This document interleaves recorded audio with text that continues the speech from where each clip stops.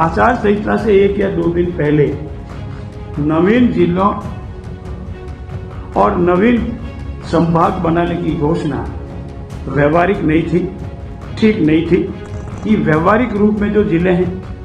वित्तीय संसाधनों की उपलब्धता है कि नहीं है, प्रशासनिक आवश्यकता है कि नहीं है, कानून व्यवस्था उससे ठीक होगी कि नहीं होगी। 6 से कम 6, 7, 8, 9, 6, 7, 8, 9 सामान्यतः तहसीलें होनी चाहिए और अनेक जिले ऐसे आए जिनमें ये जनसंख्या नहीं थी। संभाग स्तरीय, जिला स्तरीय जो इंफ्रास्ट्रक्चर है, जिसको बिल्डिंगें कहते हैं वगैरह, ऑफिस कहते हैं, वो बनेगा कि नहीं बनेगा, इन सब को अनदेखा किया कि इसमें न तो पद सृजित किए, न कार्यालय भवन की उपलब्धता को कोई सुनिश्चितता की, न विभागों हेतु बजट सुनिश्चित किए। पूरे जितने भी जिले बने उसमें से सिर्फ 18 विभागों में पद सृजन की सूचना की बात किसी में नहीं की गई। हमारी कमेटी ने यह भी पाया कि इन जिलों की उपयोगिता बिल्कुल नहीं है और बिना उपयोगिता, बिना संसाधनों के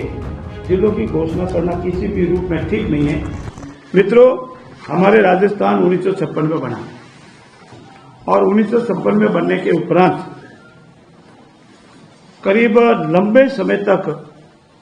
सभी जिले हमारे यहाँ थे और 56 के बाद 2023 तक इस कालावधि में, ये कालावधि करीब लंबी 67 ईयर्स होती है, इसमें 7 जिले नए बने और पूर्ववर्ती सरकार ने अपने कार्यकाल के अंतिम चरण में, जिसका मैं अभी आपके सामने विस्तृत निवेदन भी करूंगा, 17 नवीन जिले, 3 नवीन संभाग की घोषणा की और जिसके अधिसूचना 5 अगस्त 2023 को जारी की। आप सभी मित्र वाकिफ है कि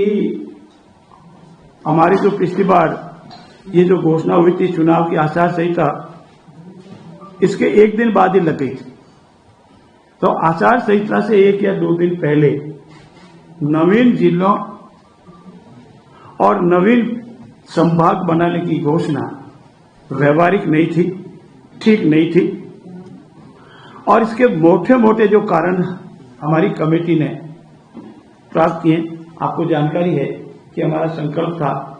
कि व्यवहारिक रूप में जो जिले हैं वित्तीय संसाधनों की उपलब्धता है कि नहीं है, प्रशासनिक आवश्यकता है कि नहीं है, कानून व्यवस्था उससे ठीक होगी कि नहीं होगी और सांस्कृतिक सामंजस्य होगा कि नहीं इत्यादि मोटे मोटे तौर पर ये बिंदु होते हैं और इनको पूर्ण रूप से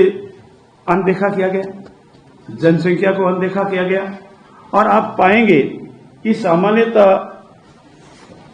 जनसंख्या अगर नेशनल एवरेज लें तो भी करीब 9 लाख के आसपास होती है, 9,50,000 के आसपास होती है और अगर मरुस्थलीय जिले हैं, कुछ आदिवासी है तो 6 लाख और बहुत ही कोई जैसे बहुत कहीं गंगटोक में चले जावे, बहुत छोटे छोटे हुए तो 4 लाख। ये जनसंख्या का क्राइटेरिया है और सामान्यतः 6 या 6 से ज्यादा तहसीलें होनी चाहिए या कोई और, जैसे मैंने कहा शहरी क्षेत्र आदिवासी हो तो 6 और बहुत ही कोई हिंदुस्तान का बहुत छोटे छोटे हो तो 4 तहसीलें। ये मोटा मोटा क्राइटेरिया, इसमें कोई एक निश्चित मात्रा नहीं, लेकिन सामान्यतः एक क्राइटेरिया है। पूर्ववर्ती सरकार ने इनकी सबकी अनदेखी की और आप देखेंगे कि 6 से कम 6, 7, 8, 9, 6, 7, 8, 9 सामान्यतः तहसीलें होनी चाहिए और अनेक जिले ऐसे आए जिनमें ये जनसंख्या नहीं थी और बिना 4 बातें जो मुख्य रूप से मैं आपसे निवेदन करूंगा वो ये कि इतने जिले की आवश्यकता अगर होती, इसका परीक्षण किया जाता, वित्तीय संसाधनों की उपलब्धता की घोषणा की जाती, प्रशासनिक लवजमा कहां से आएगा इतना एक साथ, उसका परीक्षण किया जाता, संभाग स्तरीय, जिला स्तरीय जो इंफ्रास्ट्रक्चर है, जिसको बिल्डिंगें कहते हैं वगैरह, ऑफिस कहते हैं, वो बनेगा कि नहीं बनेगा, इन सब को अनदेखा किया और 17 जिलों और 3 नव गठित पंचायत समिति संभागों की घोषणा की और इसमें यह भी महत्वपूर्ण है कि इसमें न तो पद सृजित किए,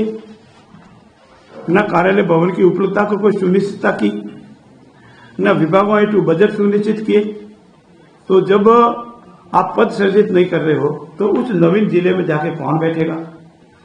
अगर आप कार्यालय भवन की उपलब्धता नहीं है, उपलब्धता की व्यवस्था नहीं करो, टेम्परेरी करो, परमानेंट करो, जैसे भी हो, तो कैसे होगा? विभागों हेतु बजट अगर सुनिश्चित नहीं करोगे तो कहां से आएगा? पूरे जितने भी जिले बने उसमें से सिर्फ 18 विभागों में पद सृजन की अधिसूचना की, बाकी किसी में नहीं की गई। इसलिए हमारी सरकार में आते ही एक तो हमारी मंत्रिमंडलीय उप समिति बनाई और हमारी मंत्रिमंडलीय उप समिति ने पाया कि ये जिले व्यवहारिक नहीं है, ये जिले जनहितार्थ नहीं है, ये जिले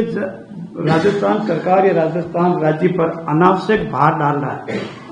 हमारी कमेटी ने यह भी पाया कि इन जिलों की उपयोगिता बिल्कुल नहीं है और बिना उपयोगिता, बिना संसाधनों के जिलों की घोषणा करना किसी भी रूप में ठीक नहीं है। जब 67 ईयर्स में 7 जिले बनते हैं तो एक हफ्ते में, 2 हफ्ते में या 1 महीने में 17 जिले बनाना किसी तरह से उपयोगी नहीं है।